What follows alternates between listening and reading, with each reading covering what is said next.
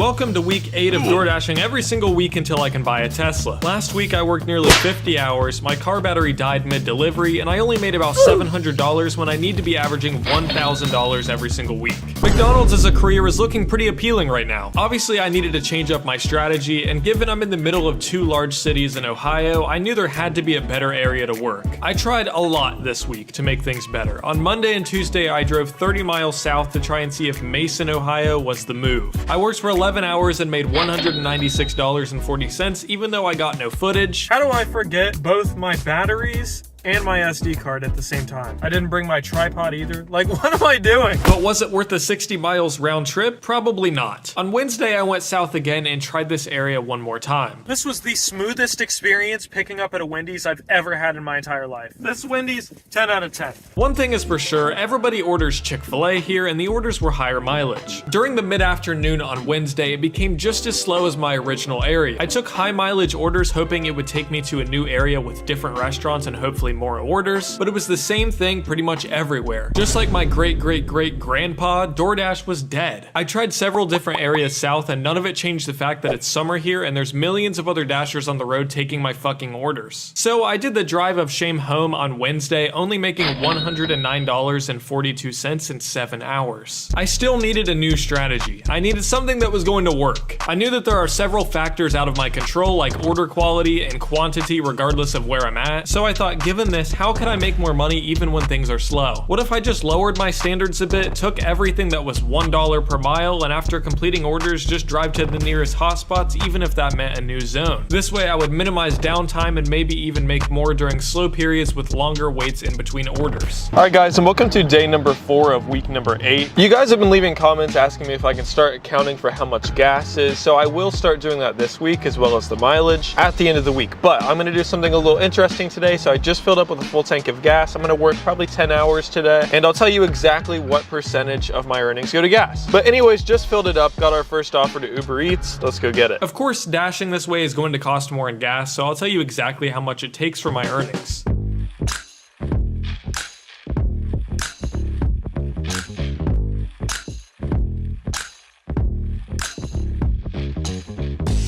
Guys, just delivered a Papa John's order here. I bet they feel real embarrassed about that now. They're rocking with that queer beer, dog.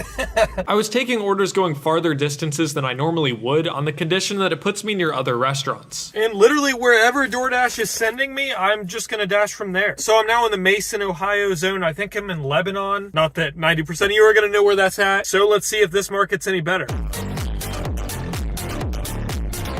Second order got to this Little Caesars. They said it would be a 5-minute wait. I've now been waiting 10 minutes and they look pretty busy in there. So I'm at this crossroad, like, do I cut my losses and just unassign this shit? Do I wait? I don't know. I think I might unassign. I don't know. We'll see. I'll give them 3 more minutes. 2,000 years later. I feel so dumb. The lady at Little Caesars was like, hey, what kind of car are you driving? It's going to be like a 10-minute wait, so tell me what car you're driving, I'll bring it out to you. That's why I waited 18 minutes in my car. It's because I was waiting for her to bring it out to me. It was ready the whole time. Like, I don't even know, dude. Whatever. We're not going back to that Little Caesars. Thursday definitely went better, taking nearly every single order I received, and I made $170.20 in 9 hours. I drove 157 miles. Gas was also nearing $4 at this time, so that's going to make it look a lot worse. And even driving the extra miles and gas being a little high right now, it was only about 11% of my earnings. On Friday of week number 8, I started being much less selective with the orders, and it turned out a lot better this way. Alrighty, next order right here from Uber Eats. It's about $12 for I think 8 miles, but it was in the direction I was going. So I picked it up, put it in my DoorDash bag, and I get here, it's an apartment complex, and there was no apartment number for this order, so I text them, hey, I just arrived at the apartments, blah, blah, blah, you know, that sort of deal. And I wait about 5 minutes, no response, so I call them, and they told me, hey, I already had this food delivered. He said he already got this food. He said he already got it. He got some beer and vodka from Meyer as well. The dude was already half drunk, okay? Now that probably means I have to contact support. I hate doing this. I called support, and after waiting a while, basically Uber told me that Randall placed 2 orders and to just deliver it as normal. I already called Randall, and he was drunk and confused and told me to enjoy his food. That's not a joke, by the way. He literally told me to eat the food. All right, let's go ahead, deliver the order. So, you know what? I imagine I won't get a tip on this order, which is fine. I mean, I don't even think he meant to order it. But anyways, let's dig into this food. Damn, I ain't gonna lie, guys, this shit looks bussin'. There's literally no better food than free food. It doesn't exist. Guys, Randall might just be the most generous customer I've ever had. Randall's the freaking man. So obviously he must have ordered twice, gave us the free meal, whatever. He said, you know, you guys can have it. And I wasn't really expecting much more from that. I know the order was like $12 and some change, but I was like, you know what, he's gonna take his tip away. No big deal. We got a free meal and we got some base pay. Not only did he leave the entire tip on the order, but he also increased it by like $1. So he tipped like $9 for food he didn't even get. I'm like, what? Can we get a W Randall in the comments? I don't know how that happened. I'm so confused about the situation, but honestly, I'm just gonna take it.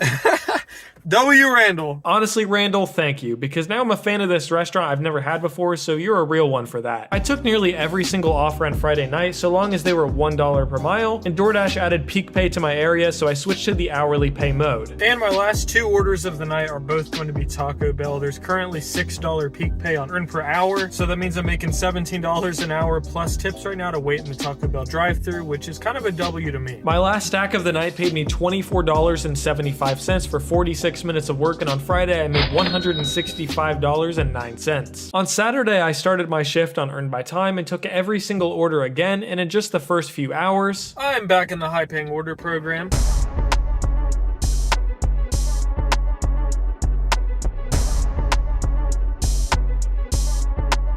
So I'm in the high-paying order program, but it really doesn't feel like it. I'm not really getting any high-paying orders at all yet. I even just resulted in taking this $3.75 order. Now, I'm gonna say 95% of you wouldn't have taken that. It only took me 8 minutes. Yeah, they had a loose dog and it was like $1 million house, so that's kind of nice. Alright guys, next offer, got this Arby's right here. It is getting pretty late. I don't even think Arby's is open since it's past 10 p.m. So I'm actually going to drive there and see. This could be some pretty easy half pay if they are closed. And after further investigation, Arb was actually open. So we went ahead and grabbed the order. Thank you, Arb. I was kind of banking that this Arby's order was closed, as this order wasn't really great, but I delivered it anyways. I switched to Earn by Time at the end of the night and made out with $149.59 on Saturday for 8 hours. Alright guys, today is the very last day. I just need to make $210. First offer is this Burger King. Let's get in there. My strategy of taking nearly every single order and running my dash from the new location has proved to actually be a much more effective way to earn on DoorDash, even when it's slow, because if I sit around and wait for $10 orders, I'm just gonna make $10 an hour when I get that one order an hour. So this is definitely a lot better for the summertime. Yes, I drive more miles this way, but I drive a Toyota Corolla. Need I say more? All right guys, just a quick update. It's currently 3 p.m. Just picked up this Taco Bell. 2 orders, both going to Old Navy, so not gonna be too bad at all. It's been pretty steady so far. Again, pretty much taking every order, but we're in this high paying order program, so with the good comes the bad. And bad orders there was.